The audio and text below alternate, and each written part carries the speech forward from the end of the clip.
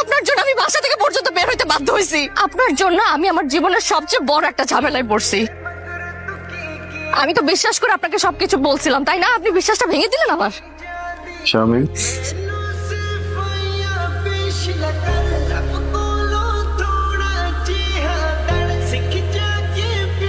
আরে নেন না, শরবত টানেন।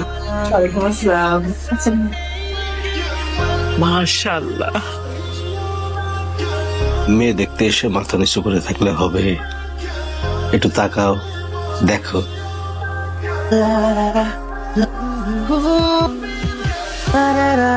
ওদের একটু কথাবার্তা হোক, সেই ব্যবস্থাটা করে দেন। বাদ বাকি কথা আমরা বলে নিব। আপনি বলতে পারেন। আপনার বলা নাই থাকতে পারে, কিন্তু আমাকে তো বলতে হবে।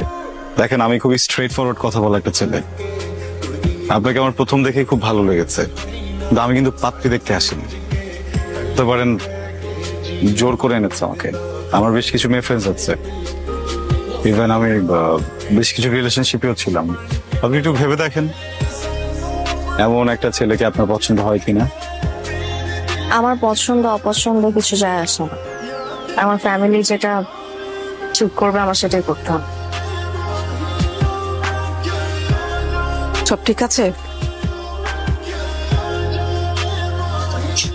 হ্যালো, আমি শারমিন। জি বলেন। আমি এত রাতে আপনাকে কল করতে চাইনি, আসলে আপার দুলাভাইয়ের চাপে আপনাকে কল করেছি। কোনো অসুবিধা নেই, বলেন। এখন আমার কিছু বলার নেই, যদি যদি কি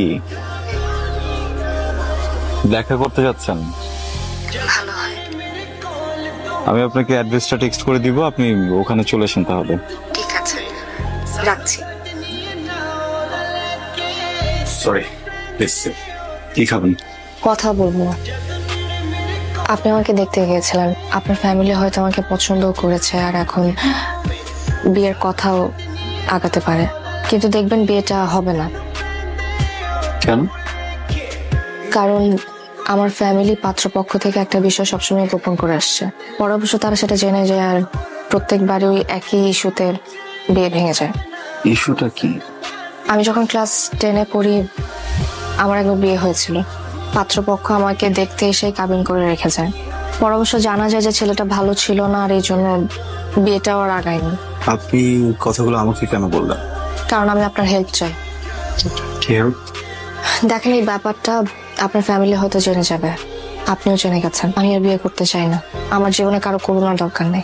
বিষয়টা যে ওরা গোপন রাখছে, কাজটা ওরা একদম ঠিক করে নাই। কি ব্যাপার? আমাকে দেখে সব চুপ হয়ে গেলে কেন?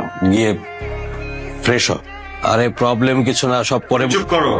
এই সম্বন্ধ আর আগাবে না। কেন?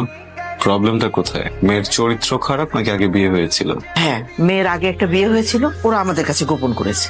প্রবলেমটা কোথায়? শারমিনকে বলেছে ওর ফ্যামিলি গোপন করেছে, কিন্তু শারমিন গোপন করে। It is honest. আমি তো এখানে কোনো প্রবলেম দেখছি না। তোমার বোনের দায়িত্ব আমি আর নিতে পারবো না। কেন, কি হয়েছে? কি হয়েছে মানে? ছেলে পক্ষ জানা গেছে যে তার আগে বিয়ে হয়েছিল।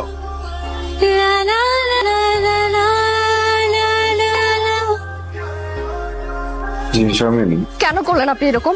আমি তো বিশ্বাস করে আপনাকে সবকিছু বলছিলাম, তাই না? আপনি বিশ্বাসটা ভেঙে দিলেন আমার। শারমিন, আপনার জন্য আমি আমার জীবনের সবচেয়ে বড় একটা ঝামেলায় পড়ছি।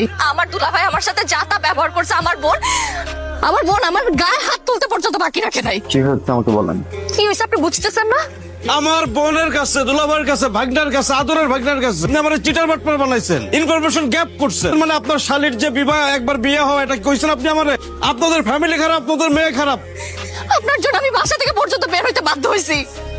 তোমার বোন নিজের ছেলে গিয়ে বলছে তার বিয়ে হয়েছিল, তো সে যখন নিজের দায়িত্ব নিবে তাহলে আমাদের উপর দায়িত্ব পালাইছে কেন? আমি আর তোমার বোনের দায়িত্ব নিতে পারবো? তোমার আব্বা আম্মাকে ফোন দিব, দিয়া বলবো যে তার মেয়ে তারা নিয়ে যায়। তুই কিন্তু আমার সংসারে আগুন লাগাইতেছস, আমি কিন্তু সব সহ্য করবো না। তোমরা এরকম কেন শুরু করছো আমার সাথে? আমাকে কি মানুষ মনে হয় না? আমার বিয়ের ব্যাপারটা আপনার ফ্যামিলি জানতো, আমার কোনো সমস্যা ছিল না, কিন্তু আপনার তো বলার কথা ছিল না। আপনি এখন কোথায়? আমি আপনাকে বিশ্বাস করছিলাম, আপনি ভেঙে দিছেন। আমরা কি কিছুক্ষণের জন্য ভুলে যেতে পারি আমাদের বিয়ের আলাপ হয়েছিল? আমি আসলে বিষয়ে কথা বলতে চাচ্ছি না। আমি বিশ্বাস করেছিলাম আপনাকে। আমি বাসায় গিয়ে হঠাৎ জানতে পারলাম যে ফ্যামিলির সবাই সবকিছু জেনে গেছে। আমি কিন্তু চুপ থাকিনি শারমিন, আমি ফাইট করেছি, আমি আপনার জায়গাটা ক্লিয়ার করেছি, আমি তাদেরকে বলেছি যে আপনি আমাকে সবকিছুই আগে জানিয়েছেন। আমি আপনার কোনো ধরনের সিম্প্যাথি চাই না। এবার দুই চোখ যেদিকে যাবে আমি সেদিকে চলে যাব।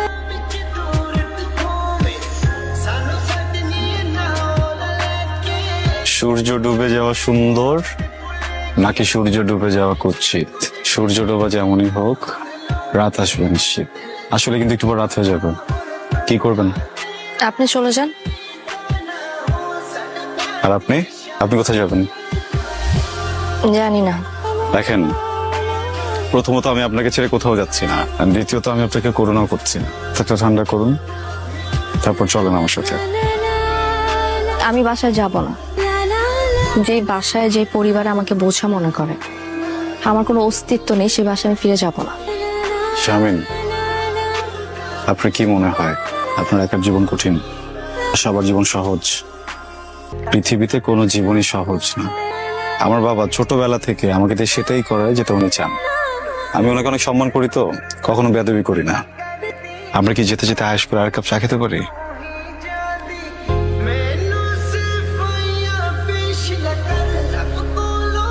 আপু, আমি আপনার বাসার নিচে আছি, আপনি কি একটু নিচে আসবেন? শারমিন আমার সাথে আছে। আসসালামু আলাইকুম আপু। কি রে? না বলে কই গেছিস হ্যাঁ? কি করছেন আপনি? না, একটু আমি সবকিছু বলছি। আপনাদের মতো ফ্যামিলির মানুষজন যদি রাস্তায় মারামারি করেন, এটা তো একদম ভালো দেখা যায় না। ভাই, আপনি একটু বুঝেন ওনাকে। আমি বাসা থেকে বের হয়ে কোথাও যাইনি, উনি আমাকে ফোন করেছিলেন। আচ্ছা, আমাকে একটা কথা বলেন তো, শারমিনের যে প্রথম বিয়েটা হয়েছিল, সেটা কি শারমিনের নিজের ইচ্ছে হয়েছিল নাকি পরিবার দিয়েছিল বিয়ে? এবার আপনারাই বলুন, একটা পরিবার যদি নিজেরা সিদ্ধান্ত নিয়ে তাদের মেয়েকে বিয়ে দেয়, আর সেই বিয়েটা যদি না টেকে, এখানে দোষটা কার? শাস্তিটা আসলে কার পাওয়া উচিত? কয়েকজন মেয়ে মানুষ, আপনারা তারপর উপর প্রেশার দিয়ে যাচ্ছেন। এই ট্রমা গুলো, এই সিচুয়েশন গুলো থেকে একটা মেয়ে কিভাবে বের হবে কখনো ভেবেছেন?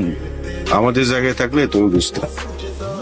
ভাইয়া, আমি মানছি আমি আপনার জায়গায় নেই, তো আমি কিন্তু বুঝি। দেখেন, আপনি আমার বড় ভাইয়ের মতো, আমি ছোট ভাই হিসেবে আপনি একটা রিকোয়েস্ট করছি, শারমিনকে আমি আপনার কাছে বুঝিয়ে দিয়ে যাচ্ছি, প্লিজ আপনি একটু দেখে রাখবেন, আর কোনো রিয়াক্ট করবেন না প্লিজ। ভিতরে চলো। আজকে আর না যাই, আমি কি শারমিনের সাথে একা একটা কথা বলতে পারি? Thank you.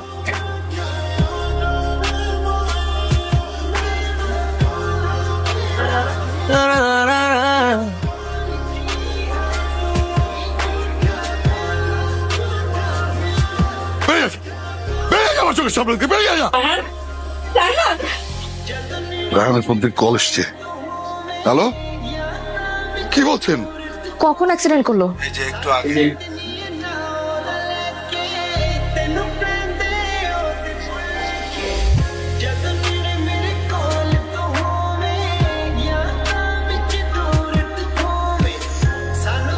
বেঁচে বাইক আসলে অনেক স্পিডে ছিলাম, হুট করে দেখি রং সাইড থেকে একটা ট্রাক, তো দুর্ঘটনাটা ঘটে গেল।